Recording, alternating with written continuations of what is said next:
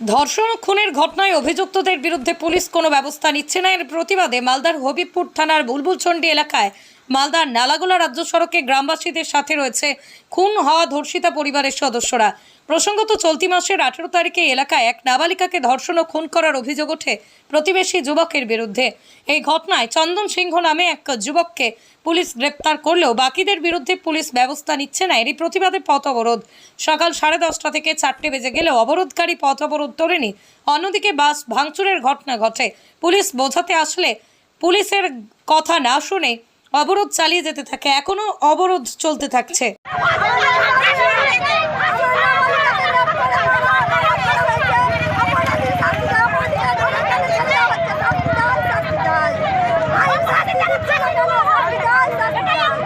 চন্দন সিংকে তো ধরা হয়েছে, পুলিশ ধরেছে।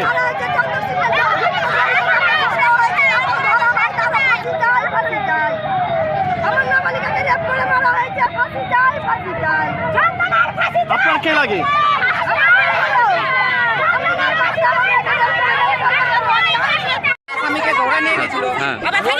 থানা থেকে কেন ছেড়ে দিল ওকে? কেন ছাড়লো এটা আমরা চাই। মোট কতজনকে ধরেছিল? ধরেছিল দুজন, তার মধ্যে একজন সারেন্ডার করেছেন আর একজন হচ্ছে ধরে নিয়ে গেছিল। ধরে নিয়ে গেছিল, একটা ছোট মোটো কেস হলে কোর্টে পাঠিয়ে দেয়। আর সেটা মার্ডার কেসের আসামিকে থানা থেকে কেন ছাড়লো? মার্ডার কেসের আসামিকে কেন ছাড়লো? তার জন্য আপনারা কি করেছেন? কোথায় করেছেন? আপনার দাবি কি? আমাদের দাবি যাকে ছেড়েছে ওকে ধরে ওরও যেন ফাঁসি হয়, আর যে সারেন্ডার করেছে ওরও যেন ফাঁসি হয়। আর যে ধরা পড়েনি ওকেও যেন তাড়াতাড়ি বের করে। আপনার নাম কি?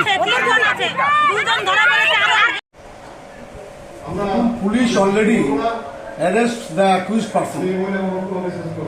বিচারের মতো চলে, পুলিশের মতো কাজ করছে। মালদা জেলায় পুলিশ অত্যন্ত অ্যাক্টিভ। এই ঘটনাটা শোনার সঙ্গে সঙ্গে এবং এফআইআর অলরেডি হ্যাড বিন লজড। আসামিরা অ্যারেস্টেড হয়েছে, আরও ইন্টারোগেশন চলছে। ইন্টারোগেশনের পরে তাদের বিচার হবে। এটা একটা পুলিশি প্রক্রিয়া এবং বিচার ব্যবস্থার প্রক্রিয়া। এখানে বিজেপি কোথায় কি বলছে তার দ্বারা জেলা বা রাজ্য বা দেশ চালিত হয় না।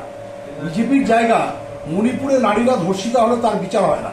বিজেপির রাজ্য উত্তরপ্রদেশে মেয়েদেরকে যাচ্ছে তাইভাবে নোংরা আচরণ করা হচ্ছে, সেখানে কোনো বিচার হয় না।